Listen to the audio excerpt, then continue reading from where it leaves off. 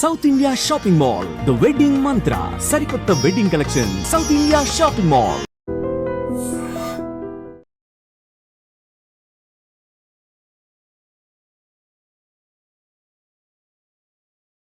Busy లైఫ్లో traffic కూడా పెద్ద టాస్క్ అయిపోయింది. దీనిపైనే ఫోకస్ చేసిన కోనసీమ కుర్రాడు ఆలోచనని ఆచరణలో పెట్టి అద్భుతాన్ని క్రియేట్ చేశాడు. ఆ అద్భుతమే car width to bike width, again bike width to car width.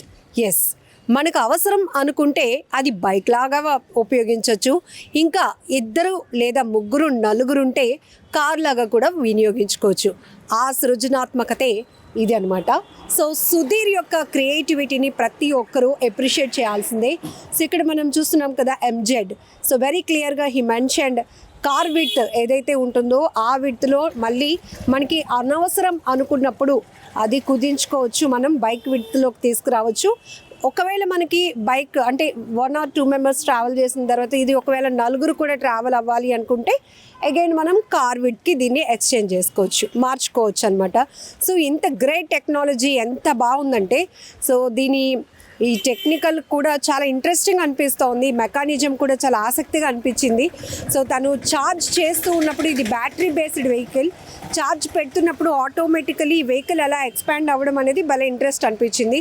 So Sudheer గారిని అడిగి మోర్ డీటెయిల్స్ తెలుసుకుందాం. ఇలాంటి క్రియేటివిటీని, ఇలాంటి టాలెంటర్స్ని ఎంకరేజ్ చేస్తే కనుక మన తెలుగు వాళ్ళ నుంచే చాలామంది ఆనిముత్యాలు ఉన్నారు. వాళ్ళల్లో ఉన్నటువంటి ఈ గొప్ప క్రియేటివిటీని కూడా ఎంకరేజ్ చేస్తే కనుక ఖచ్చితంగా ప్రజలకు ఉపయోగపడే ఎన్నో ఆలోచనలు ఆచరణలలోనికి రావడానికి కూడా అవకాశం ఉంటుంది. సరే, ఇప్పటి వరకు సుధీర్ మాత్రం బైక్ విడ్త్లో ట్రావెల్ చేశారు. ఇప్పుడు నేను వచ్చాను కాబట్టి ఇది కార్ విడ్త్లోకి మార్చేశారు. సో మనం కూడా how open.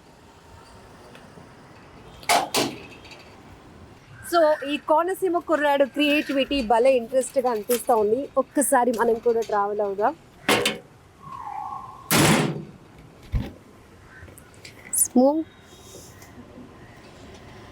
First of all hearty congratulations Sudheer garu, ఎందుకంటే చాలా ఇంట్రెస్టింగ్గా ఉంది మీ క్రియేటివిటీ. ఎందుకు అనిపించింది అసలు ఇట్లా ట్రాఫిక్లో? ఏదైనా మీరు కనెక్ట్ అయిన పాయింట్ ఏదైనా ఉందా? ఎస్ మేడం, బెంగళూరు అండ్ హైదరాబాద్లో హెచ్ఆర్గా వర్క్ చేస్తున్నప్పుడు ఒక 10 kilometers వెళ్ళడానికి మనకి బైక్ అయితే 1/2 hour to 1 hour పడుతుంది. అదే కార్కి అయితే మీకు 2.5 hours నుంచి 3 hours వరకు పడుతుంది. సో యాక్చువల్గా నాకు బెంగళూరు అండ్ క్లైమేట్ అంటే చాలా ఇష్టం అనమాట. సో ఇక్కడ ఎలాగైనా మనం ఉండాలి అంటే, కార్తో లీవ్ చేయాలంటే ఖచ్చితంగా ఈ ట్రాఫిక్లో మనము ఇంత స్పేషియస్గా వెళ్తే మాత్రం మనకు సరిపోదు, ఖచ్చితంగా మనం స్ట్రక్ అయిపోతామనే ఆలోచనతో మనం మినిమైజ్ చేయగలిగితే వెహికల్ని ఎక్స్పాండ్ అయ్యి మళ్ళీ మినిమైజ్ చేసుకుంటే మనం కంఫర్ట్గా వెళ్ళొచ్చు, ఈజీగా వెళ్ళొచ్చు అనే ఆలోచనతో ఇది చేయడం జరిగింది మేడం. స్టార్ట్ ఎప్పుడు మీకు ఈ థాట్ ఎప్పుడు వచ్చింది అసలు? ఒక 1 year బ్యాకే వచ్చింది మేడం ఈ థాట్. సో ఈ వెహికల్ మీరు తయారు చేయడానికి ఎన్నాళ్ళు పట్టింది, ఎంత ఖర్చు అయింది ఇప్పుడు? ఎస్ మేడం, ఈ వెహికల్ తయారు చేయడానికి టోటల్ 85 to 90 days పట్టింది మేడం. నేను ఒక్కడనే చేయడం వల్ల చాలా టైం అనేది స్పెండ్ చేయడం జరిగింది అనమాట. టీమ్తో చేస్తే మీకు ఆల్మోస్ట్ ఒక 30 daysలో చేసేయచ్చు, బట్ ఒక్కడనే చేయడం వల్ల 85 to 90 days పట్టింది. అండ్ ఖర్చు కూడా 2 lakhs నుంచి 2.5 lakhs వరకు అయింది మేడం. అది కూడా ప్రయోగాత్మకంగా చేయడం వల్ల, వితౌట్ ఎనీ సపోర్ట్ అనమాట. సో ఇప్పుడు మళ్ళీ దీన్ని చేయాలంటే 1,80,000 అలా చేసేయచ్చు మేడం. అంటే ఆ 70,000 అనేది కొంచెం స్క్రాచ్లో వేస్ట్ అయింది అనమాట. ఓకే. సో టీమ్ మీన్స్ ఇప్పుడు ఎంతమంది టీమ్ వర్కౌట్ అయితే కనుక 30 daysలోనే ఈ వెహికల్ కంప్లీట్ అవుతుంది? ఎస్ మేడం, అంటే ఇది టాప్లెస్గా ఉంది కాబట్టి 30 daysలో చేయొచ్చు. విత్ టాప్ అయితే ఒక 45 daysతో చేయొచ్చు మేడం. టాప్ ఎంతమంది టెక్నికల్ అవసరం అవుతూ ఉంటారు? నాకున్న ఐడియాలజీ ప్రకారం అయితే ఒక 6 to 10 members అలా టెక్నికల్ టీమ్ కావాల్సి వస్తుంది అన్నమాట. సో మీ ఐడియాని క్రియేటివిటీకి మార్చి ఇక్కడ మాకు దీని రిజల్ట్ కూడా ఎలా ఉందో చూస్తున్నారుగా, చాలా కంఫర్ట్గా నేనైతే జర్నీ చేస్తున్నాను. సో ముందు సుధీర్ ఒక్కరే ట్రావెల్ చేశారు బైక్ లాగా, ఇప్పుడు మేడం కూడా ఉన్నారు కాబట్టి కార్ విడ్త్లోనికి దీనికి షిఫ్ట్ చేసేసారు. సో చాలా కంఫర్ట్గా ఉంది, భలే అనిపిస్తోంది. నిజానికి ఒక్కోసారి ట్రాఫిక్లో ఇరుక్కున్నప్పుడు కార్లో వెళ్ళిన వాళ్ళకు కూడా బైక్ అయితే బాగా ఈ పాటికి దూసుకుంటూ వెళ్ళిపోదాం, అంటే మీన్స్ వేరేగా కాదు, సో చక్కగా ఈ ట్రాఫిక్లో ఇరుక్కోకుండా వెళ్ళిపోదాం అనే ఆలోచన వస్తుంది. అలాంటిది ఇప్పుడు బెంగళూరు ట్రాఫిక్ని, బెంగళూరు సిటీ కల్చర్ని అలవాటు చేసుకుని అక్కడ ఉన్న పరిస్థితుల దృష్ట్యా ఇలాంటి ఒక క్రియేటివిటీ చాలా ఇంపార్టెంట్. ఇది నేను ఒక్కడినే ఎందుకు చేయలేను అనే ఒక ఆలోచనతో తను నిరంతరం కష్టపడి ఈ వెహికల్ అయితే క్రియేట్ చేశారు. కానీ ఇంతవరకు మీకు రిజల్ట్ వచ్చింది. దీన్ని ఇంకా పబ్లిక్లోనికి తీసుకువెళ్ళాలి అన్న మీ టాలెంట్ ఇంకా అది వినియోగంలోనికి రావాలి అంటే ఎలాంటి సపోర్ట్ ఎక్స్పెక్ట్ చేస్తున్నారు? ఒకవేళ ఎవరైనా మన గవర్నమెంట్ నుంచి ఎంకరేజ్మెంట్ చేస్తే ఈ ప్రాజెక్ట్ని ఇంకా ముందుకు తీసుకెళ్ళి చైనా, జపాన్ మనకి ఎలా అయితే న్యూ ఇన్నోవేషన్స్తో ముందుకు వెళ్తున్నారో మనం కూడా వాళ్ళకంటే ఏమాత్రం తక్కువ కాదు. కానీ ఇండియన్స్ కూడా మనం వెరీ ఇంటెలిజెంట్ ఫెలోస్ అని చెప్పి ప్రూవ్ చేయడానికి ఒక అవకాశం దొరికినట్టు ఉంటుంది. లేదంటే కార్పొరేట్లో టాప్ బ్రాండ్స్ ఉన్నాయి, లైక్ ఆనంద్ మహీంద్రా నుంచి, అండ్ సుజుకి, హ్యుండై, చాలా కంపెనీస్ ఉన్నాయి మేడం. రతన్ టాటా గారు లేని లోటు తెలుస్తుంది. సో రతన్ టాటా గారు ఉంటే మేబీ ఆయన కూడా ఎంకరేజ్ చేసేవారు ఇలాంటిది. వీఆర్ మిస్సింగ్ గ్రేట్ పర్సన్ అనమాట. సో అలాంటి వారు, కార్పొరేట్ వారు ఎవరైనా సహాయం చేస్తే కూడా దీన్ని టాప్ తీసుకొచ్చి ఇంకా ఫ్యూచరిస్టిక్గా తీసుకురావాలనే ఉద్దేశంతో ఉన్నాం. ఫ్యామిలీ నుంచి ఎట్లాంటి సపోర్ట్ వచ్చింది? ఎందుకంటే ఇలాంటివి చెప్పినప్పుడు అబ్బాయి ఎందుకురా మనకి ఖర్చులు ఇవన్నీ మన వల్ల కావు అంటూ ఉంటారు. ఎస్ మేడం, అంటే ఫాదర్ ఎక్స్పైర్ అయ్యారు అండ్ నాకు జాబ్ కూడా వల్ల లే ఆఫ్స్లో పోయిందనమాట. సో ఆ టైంలో ఇంకా నేను ఫ్రీలాన్సర్గా చేస్తున్నాను. బట్ ఈ ఇన్నోవేషన్ ఎప్పటి నుంచో చేయాలనే ఉద్దేశంతో దీన్ని ఇప్పుడు ఇంకా టైం వచ్చింది. చాలా లే ఆఫ్ జరుగుతున్నాయి బయట. ఏ టెక్నాలజీ వల్ల సాఫ్ట్వేర్లో జాబ్స్ పోతున్నాయి, ఇంకా చాలా ఇండస్ట్రీస్లో కూడా జాబ్స్ పోతున్నాయి. చాలా మందిని కనెక్ట్ చేస్తున్నటువంటి పాయింట్. సో ఇంకా మోర్ టెక్నాలజీ వల్ల మనం ఎంత స్పీడ్గా వెళ్తున్నామో లివింగ్ స్టైల్ కానీ జాబ్స్ పోగొట్టుకునే పరిస్థితి వస్తుంది. బట్ అదే టెక్నాలజీని మీరు ఇది క్రియేటివిటీలోనికి మార్చారు. ఏమనిపిస్తుంది? ఎస్ మేడం, అంటే చైనా, జపాన్ వాళ్ళని చూసినప్పుడు వాళ్ళు మనకన్నా 50 years 40 years ముందున్నారు. సో మన యూత్ కూడా ఇలాంటి ఇన్నోవేషన్స్లో ముందుకు వెళ్ళాలి, మన కంట్రీకి కూడా ప్రైడ్ తీసుకురావాలి, మనం కూడా ఇన్నోవేషన్స్లో ఏమాత్రం తక్కువ కాదని ప్రూవ్ చేయాలనే ఉద్దేశంతో స్టార్ట్ చేసాం. ఇంకొకటి లే ఆఫ్స్లో కూడా మనం ఎలాంటి ఇన్నోవేషన్స్తో ప్రపంచంతో పోటీ పడగలం, మనం కూడా ఏదైనా సాధించగలం. ఒక ఇంజనీర్ ఇది చేయాలని లేదు, నేను ఒక నాన్ ఇంజనీర్ని, హెచ్ఆర్గా వర్క్ చేస్తున్నాను. నేను ఇది చేయగలిగినప్పుడు ఇంకా దీన్ని అద్భుత రీతిగా తీసుకువెళ్ళగలరు మన ఇంజనీర్స్ అనే విశ్వాసం మాత్రం నాలో ఉంది. ఇప్పుడు ఏఐ లాంటి టెక్నాలజీ వల్ల జాబ్స్ పోగొట్టుకునే పరిస్థితి వస్తుంది. బట్ అదే టెక్నాలజీని ఉపయోగించి మీరు ఈ వెహికల్ని రెడీ చేశారు. అయితే ఈ మెకానిజం భలే ఇంట్రెస్టింగ్ అనిపించింది. బైక్ విడ్త్ నుంచి కార్ విడ్త్కి మీరు తీసుకొచ్చినప్పుడు వెహికల్ అలా ఎక్స్పాండ్ అవుతుంది కదా, ఇది ఆన్ రోడ్లో కూడా పాసిబుల్ అవుతుందా? ఇది అందరికీ వచ్చే డౌట్ యాక్చువల్లీ. లేదు మేడం, ఆన్ రోడ్లో పాసిబిలిటీ అవ్వదు. ఎందుకంటే సేఫ్టీ ఫీచర్స్ అవన్నీ మనం పరిగణలోకి తీసుకోవాలి. కాబట్టి ఇది ఓన్లీ ఇంటి దగ్గర మనమే డిసైడ్ అవ్వాలి. ఇద్దరు మీరు 4 peopleతో వెళ్తున్నారా, లేదంటే ఇద్దరు ఆర్ 1 వెళ్తున్నారా. సో మీకు కార్ కింద ఒక సెన్సార్ వస్తుంది. సో ఆ సెన్సార్లో పర్ డే ఒక్కసారి కానీ 2 సార్లు కానీ మాత్రమే మీరు మినిమైజ్ అండ్ మ్యాక్సిమైజ్ చేసుకునే వెసులుబాటు ఇస్తాము. సో మీరు ఒక్కలే ఆఫీస్కి వెళ్తున్నారు, హోల్ కార్లో వెళ్లకుండా ఆ సెన్సార్ దగ్గర నిలబడి మీరు యాప్లో ప్రెస్ చేసినప్పుడు అది ఆటోమేటిక్గా మినిమైజ్ అవుద్ది. మీరు మినిమైజ్ అయ్యే లోపు దాని దగ్గరికి వెళ్తే ఆటోమేటిక్గా అది అక్కడే అయిపోద్ది మెకానిజం. ఎందుకంటే యాప్ బేస్డ్ ఇవ్వాలని ఆలోచిస్తున్నాం మేడం. ఎందుకంటే అది హ్యూమన్కి సేఫ్ కాదు. అది ఇలా జరిగేటప్పుడు మనం దగ్గరికి వెళ్ళకూడదు. సర్టెన్ మీటర్స్ స్పేస్ని మనం మెయింటైన్ చేయాలన్నమాట. సో అలా మెయింటైన్ చేసినప్పుడు మీరు అది మినిమైజ్ అయినప్పుడు అదే ఏ వాయిస్తో పిలుస్తుంది, your car is ready please come అని. అలాంటి ఒక సర్టెన్ వాయిస్ ఇద్దామని ఆలోచిస్తున్నాము. ఎవరైతే కొలాబరేట్ అవుతారో వాళ్ళకి ఐడియాస్ షేర్ చేయాలని ఉంది. ఇది వినడానికి కూడా భలే థ్రిల్గా ఉంది. అప్పటి వరకు 2-wheelerలో ఉన్నటువంటి స్పేస్లో ఉన్న vehicle, so your car is ready అనేటప్పటికీ అది చాలా బాగా అనిపిస్తుంది కదా. Thank you ma'am. అంటే అలాంటి ఒక ఇండియా నుంచి అలాంటి ప్రైడ్ కార్ని ఇవ్వాలనేది నా ఎయిమ్ అనమాట, నాకు ప్రజెంట్ డ్రీమ్ కూడా. సో ఆ కార్ అలా రెడీ అయ్యాక మీకు ఒకళ్ళు వెళ్ళిపోవచ్చు ఫ్రీ స్పేస్లో, బైక్ స్పేస్లో. ఒకవేళ మళ్ళీ మీరు ఆఫీస్ నుంచి ఇంటికి ఈవినింగ్ వచ్చేసారు, సో 4 members షాపింగ్ ఆర్ మూవీకి వెళ్ళాలనుకుంటున్నారు, మళ్ళీ మీరు ఆ సెన్సార్ దగ్గర పార్క్ చేసి యాప్లో మీరు నొక్కితే అది మళ్ళీ ఎక్స్పాండ్ అవుద్ది. మళ్ళీ ఒక car is ready please come and sit అన్నప్పుడు మళ్ళీ ఇది 4 people వెళ్ళేలాగా.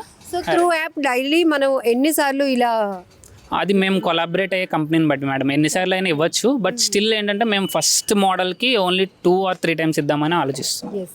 ఇక్కడ మీ ఎయిమ్లో కొన్ని రకాల పాయింట్స్ పెట్టుకుంటారు కదా. మెయిన్గా నేను చేసే క్రియేటివిటీ ఇన్ని రకాలుగా అందరికి ఉపయోగపడాలని. ఫస్ట్ కాన్సెప్ట్ ట్రాఫిక్, అది మీరు చెప్పారు. రెండోది బైకు, కారు 2 కొనుక్కునే పరిస్థితి లేని వాళ్ళకు కూడా ఇది చాలా యూస్ఫుల్.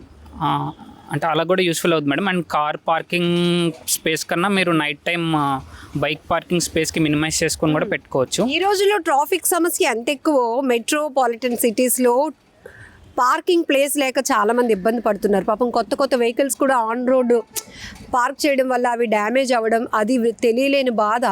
సో దీనికి కూడా ఒక రకంగా ఒక సొల్యూషన్ అనుకోవచ్చా? ఎస్ మేడం, ఖచ్చితంగా మీకు బీస్ట్ లాంటి కార్స్ ఉన్నాయి. అవి మినిమైజ్ అయ్యి మీరు పార్క్ చేసుకోవచ్చు. ఎక్కడైనా స్పేస్ తక్కువ తీసుకుని 2 వీలర్ స్పేస్ 3 feet బిలో ఇంటి దగ్గర కూడా మీరు సేమ్ బైక్ విడ్త్లో పార్క్ చేసుకోవచ్చు. ఎక్కడైనా నేరో స్పేసెస్లో వెళ్ళొచ్చు. ఈవెన్ నాకు అంబులెన్సెస్ గురించి అంత నాలెడ్జ్ లేదు. వాళ్ళ ఎక్విప్మెంట్ అది సరిపోతే దాన్ని కూడా మినిమైజ్ చేసుకునే ఇంజనీరింగ్ వాళ్ళు ఇవ్వగలిగితే నేను వాళ్ళతో కొలాబరేట్ చేయగలను ఆశిస్తున్నాను. ఎందుకంటే మీకు అంబులెన్స్ అనేది చాలా ఇంపార్టెంట్. ట్రాఫిక్లో ఎక్కువ స్ట్రక్ అవుతూ ఉంటుంది. సో ఒకవేళ ఆ టెక్నాలజీ అన్నీ కుదిరితే అది కూడా చేయాలని ఆశ ఉంది. ఇప్పుడు మీరు తయారు చేసిన ఈ వెహికల్ అంతటికి లోకల్ టెక్నాలజీ అయినా లేకపోతే ఇంకేదైనా ఫీడ్బ్యాక్ తీసుకోవాల్సిన అవసరం వచ్చిందా? లేదు మేడం, మొత్తం లోకల్ టెక్నాలజీతోనే చేయగలిగాము. సో మొత్తం పర్చేజ్ నుంచి ఎవ్రీథింగ్ జీరో నుంచి మొత్తం ఈ స్టేజ్ వరకు నేనే మొత్తం ఈవెన్ పెయింటింగ్ కూడా నేనే చేసుకున్నాను. ఒక వెల్డింగ్ మాత్రం మా వెల్డర్ చేశారు. సో ఎవ్రీథింగ్ నేనే ఇక్కడ లోకల్ పర్చేజ్ ఇండియాలోనే చేశాను. ఓకే. సో ఫస్ట్ మనం ఏదైనా క్రియేటివిటీ చేసినప్పుడు ఆ రివ్యూ మన ఇంట్లో ఒకరిస్తే మనం హ్యాపీ అవ్వచ్చు అని ఇట్లా ఉంటుంది. ఒక్కొక్కరికి ఒక కాన్సెప్ట్ ఎక్స్పెక్టేషన్ ఉంటుంది. అలా ఫస్ట్ ఎవరి నుంచి ఫీడ్బ్యాక్ మీరు ఎక్స్పెక్ట్ చేశారు? ఫస్ట్ మీ మూమెంట్ ఫీలింగ్ ఏంటి అసలు? ఎస్ మేడం, అంటే ఫీడ్బ్యాక్ యాక్చువల్గా నేను అంటే మా మదర్ అంత ఎడ్యుకేటెడ్ కాదు, మా ఫాదర్ ఎక్స్పైర్ అయ్యారు. సో టొయోటా కంపెనీలో బెంగళూరులో నా ఫ్రెండ్ ఒక అతను పనిచేస్తాడు. సో అతని నుంచి నేను ఫీడ్బ్యాక్ విని చాలా హ్యాపీగా ఫీల్ అయ్యాను, ఎగ్జైట్ కూడా అయ్యాను. ఎందుకంటే తనకు తెలుసు ఒక ఇంజనీర్కి ఆ వెహికల్ అనేది అంత ఈజీగా బయటికి రాదు మార్కెట్లోకి. వైబ్రేషన్ టెస్ట్ ఇంకా చాలా రకాలైన టెస్ట్ జరిగిన తర్వాత, క్రాష్ టెస్ట్ జరిగిన తర్వాత ఇది మార్కెట్లోకి వస్తుంది. సో తను కూడా నువ్వు అలా ఎలా ఫోల్డ్ చేస్తావు, ఎలా మినిమైజ్ చేస్తావు, నువ్వు అందులో నాన్ ఇంజనీర్ అన్నప్పటికీ కూడా తను మళ్ళీ నేను ఎప్పుడైతే ఇదంతా చేసి తనకి వీడియోస్ పంపించి మీడియాలో ఇంత సపోర్ట్ వచ్చిన తర్వాత I'm very proud of you మచ్చా అంటారు యాక్చువల్గా. So I'm very proud of you మచ్చా, I'm very proud of you మచ్చా, థ్యాంక్ యూ, నువ్వు ఇది అచీవ్ చేసావు, కంగ్రాట్స్ అని చెప్పి. Okay fine. సో ఇది బ్యాటరీ బేస్డ్ కదండి, ఎంత కెపాసిటీ ఉండాలి, ఎంత వెయిట్ కెపాసిటీ కూడా ఏమైనా పెట్టారా దీనికి? ఒక 4 members అనుకోండి, అట్లా ఏమైనా ఉందా? ఎస్ మేడం, వెయిట్ కెపాసిటీ కూడా ఉంది. ఇది బాడీ వెయిట్ వచ్చి మనుషులు కూర్చున్నప్పుడు మీకు 400 kgs వస్తుంది. ఆఫ్టర్ 4 people కూర్చున్నాక 700 kgs వస్తుంది. అయినా కానీ ఇది 1 ton వరకు బేర్ చేస్తుంది అనమాట. ఆ క్యాపబిలిటీ ఇచ్చాం. అండ్ బ్యాటరీ కూడా మేము చిన్న బ్యాటరీ యూస్ చేసాం మేడం, ఎందుకంటే ఫినాన్షియల్ కండిషన్స్ వల్ల. ప్రజెంట్ ఈ బ్యాటరీ వచ్చేసి 30Ah 48 volts. ఇద్దరు కూర్చున్నప్పుడు 45 kilometers వస్తుంది. 4 కూర్చున్నప్పుడు 35 to 40 వస్తుంది. ఓకే. యాక్చువల్లీ వెహికల్ చూసిన తర్వాత అందరికి ఒక డౌట్ వస్తుంది, ఇలా ఓపెన్ టాపే ఉంటుందా వెహికల్, మోడల్ ఎలా ఉండబోతుంది, దానికి ఎలాంటి ఆలోచన చేశారు సుధీర్ అనే డౌట్. ఎస్ మేడం, ఇది ఓపెన్ టాప్ ఉండదు మేడం.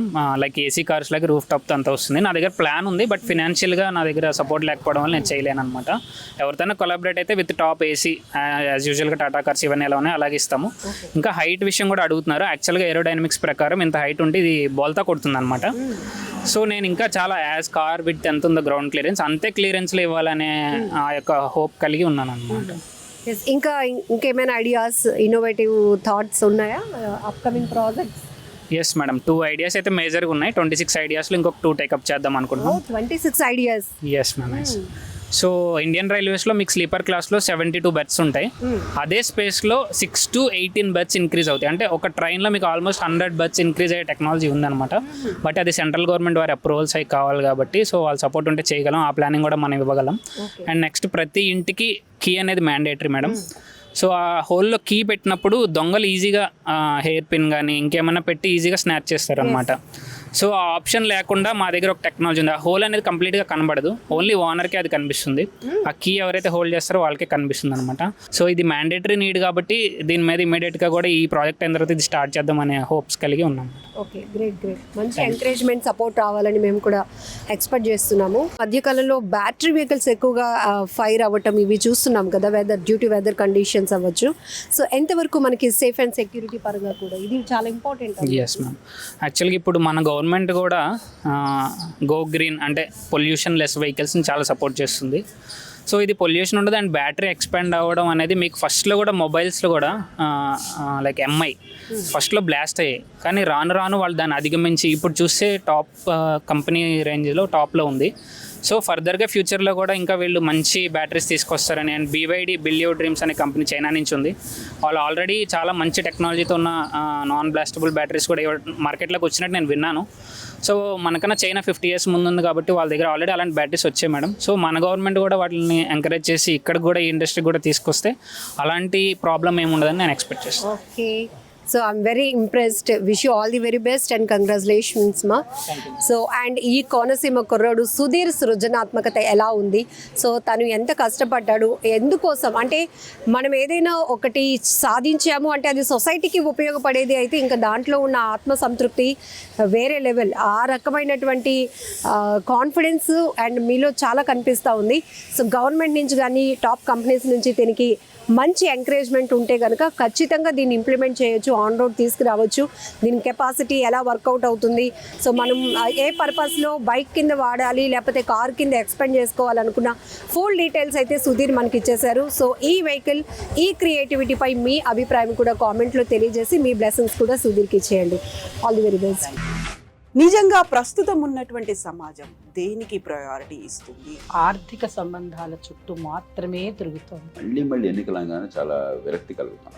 మంచి అనిపిస్తుంది కదా, లేడీస్ కూడా ఛాలెంజింగ్ జాబ్స్ చేసినప్పుడు చాలా బాగుంటది. ట్రాఫిక్ అసిస్టెంట్స్ గా నియమించిన ట్రాన్స్జెండర్స్ అందరితో సాల్యూట్ చేయించుకుంటున్నారు. ఫుడ్ డెలివరీ ఇవ్వటానికి వెళ్ళినటువంటి డెలివరీ బాయ్ అనిల్ పై కళ్ళ ముందు పెళ్ళండి